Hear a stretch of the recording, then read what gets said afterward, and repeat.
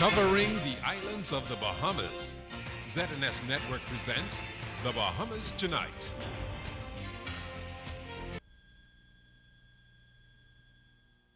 Good evening and welcome to the Bahamas Tonight, the National Report. I'm Keishla Adderley. Thanks for joining us.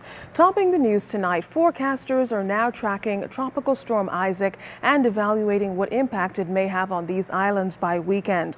With maximum sustained winds of near 40 miles per hour, Tropical Storm Isaac is expected to strengthen as it churns about 500 miles east of Guadeloupe tonight.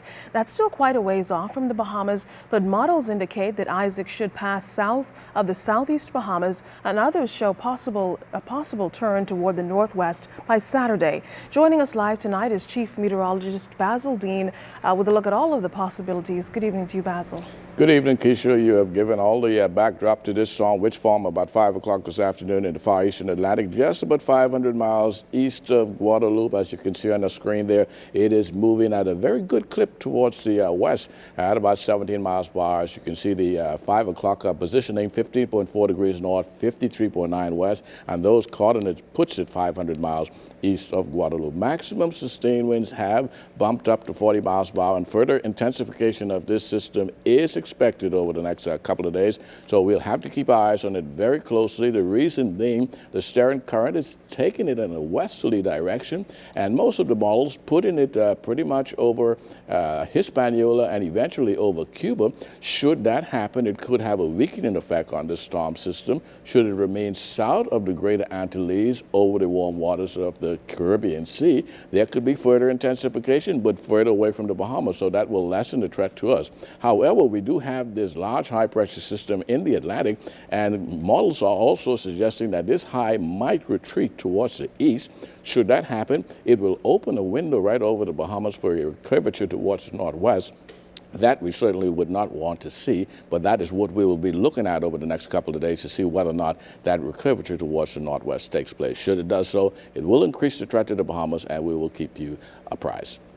All right, thanks a lot, Chief Meteorologist Basil Dean. Of course, we'll get back with him later on in the newscast with the latest on Tropical Storm Isaac.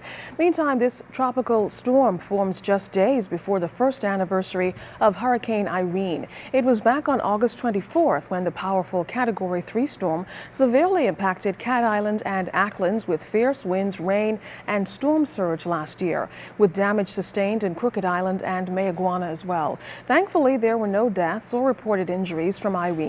New Providence, Exuma, Grand Bahama, and Abaco suffered minimal damage.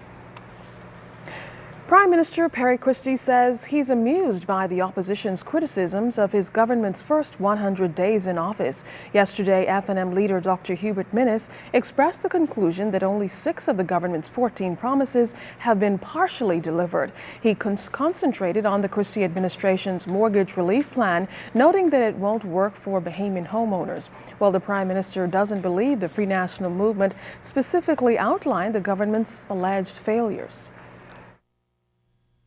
We had 10 provisions in our 100-day program. Create a new ministry in financial services, we did. Create a new ministry in Grand Bahama, we did. A mortgage assistance program with the concurrence of clearing banks, we did. Communication on reducing the cost of electricity and setting the framework for that, we did that.